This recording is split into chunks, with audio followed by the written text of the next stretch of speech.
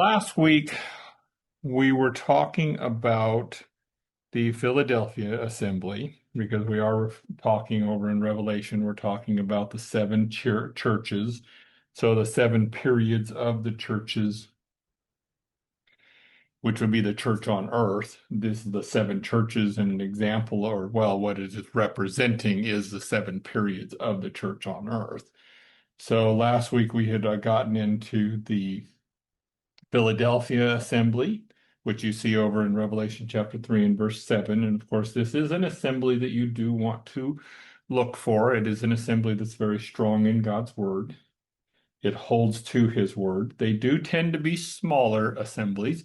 Doesn't necessarily mean a big assembly can't also hold to this. Numbers aren't as much of a focus, but it does say, here in verse 8 that has little strength, and what it's talking about is it has little inherent ability. So that does tend to be smaller assemblies, but they hold very true to God's word.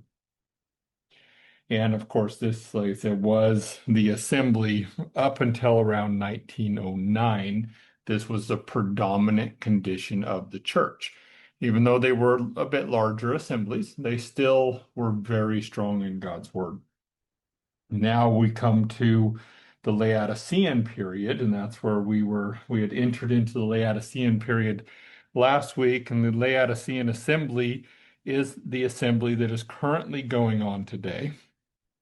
It is an assembly where we have the rise of progressive Christianity.